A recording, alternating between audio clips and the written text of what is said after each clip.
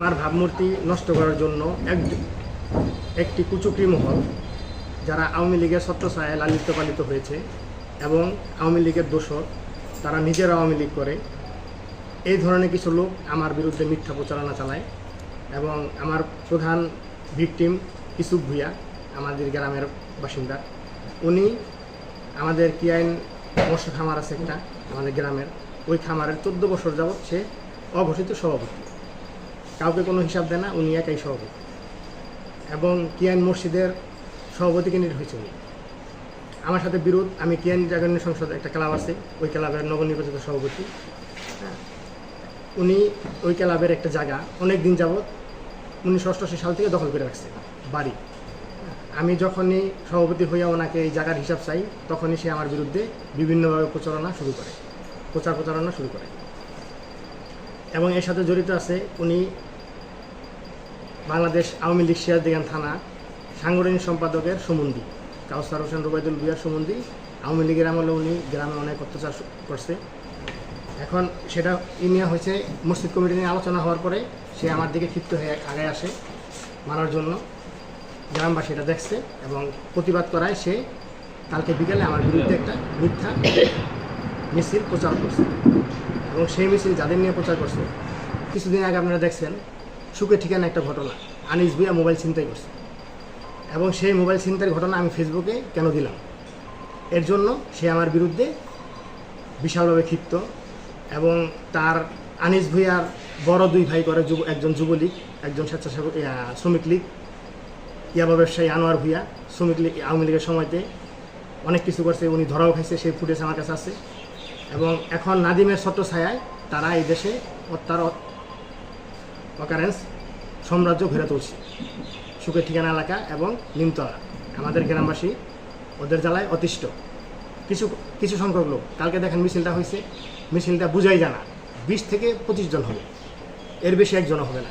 কিন্তু মিছিলটার জন্য ওরা নিস্তেয় করছে, মানে পিছন থেকে উঠায় নাই যাতে কতজন লোক আছে এটা দেখা না যায়। এবং ওই মহিলা ছিল, একজন ছিল নাদিমের ফুবু মহিলা যারা ছিল, আরেকজন ছিল আনিসের বউ, আনোয়ারের বউ, আলতাবের বউ। ওদের বাড়িরই 3-4 জন মহিলারা এইসব কর্মকাণ্ড করছে।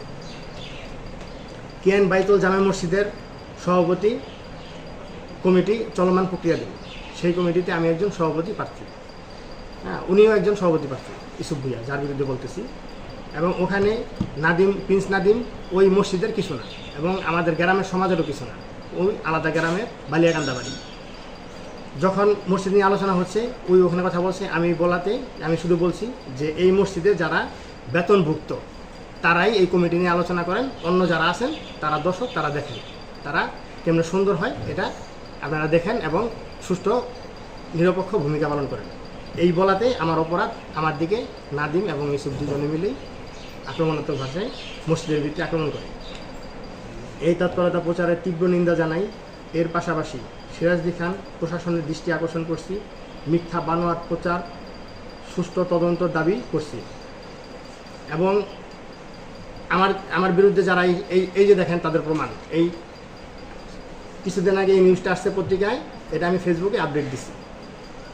এর জন্য প্রিন্স নাদিম এবং ওদের পরিবার আনিস আমারে সবসময় মাইরে ফেলানোর হুমকি দেয় এবং বিভিন্নভাবে অস্ত্র বিভিন্ন জায়গায় প্রদর্শন করে, ওরা যেহেনে পাবো ওরা গুলি করে মেরে ফেলানো, এই ধরনের প্রচারণা চালা যাচ্ছে। তারপরে দেখেন এই যে একজন মিছিল করছে ফিরোজ ভুইয়া, আওয়ামী লীগের স্বেচ্ছাসেবক লীগের সেক্রেটারি সিরাজদিগান থানা, মিছিলে সে আওয়ামী লীগের দোসর রহিম ভুইয়া, এক সময়তে সিরাজদিগান থানা আওয়ামী লীগের সভাপতি ছিল। আওয়ামী লীগের দোসরদের নিয়ে সে আমার বিরুদ্ধে মিছিল করছে। এই একটা দেখেন 4ই আগস্ট 5ই আগস্ট শেখ হাসিনা পতনের আগের দিন, আনোয়ার, রয়েল, মাহমুদ, আনিস এবং ওর নাম কি, আবু তালেবের নাম কি, নাহিদ, এই 5 জনে একটা গোপন মিটিং করে আমাদের গ্রামের কোনো ছেলেপেলে বেরোলে তাদের হাত পায়ে কেটে দিব। এই প্রমাণ আমার কাছে আছে, আরও অনেক কিছু আছে, আমি দেখাই এক এক করে। এই পত্রিকার সমস্তই, এবং আমার ফেসবুকে আরেকটা আপডেট দিই, সিদ্দিক মোল্লার ছেলে পিস্তলবাজি করে ওপেন পিস্তল প্রদর্শনী দেখায়। এবং সেটা নিউজ আসে, সেটা আমার ফেসবুক থেকে আপডেট হয়। এর জন্য আমার বিরুদ্ধে ওরা সন্ত্রাসী কয়েকজন আমার বিরুদ্ধে বিভিন্নভাবে তৎপরতা চালাচ্ছে, আমাকে মেরে ফেলার হুমকি দিচ্ছে। এই পত্রিকার ডকুমেন্টসগুলো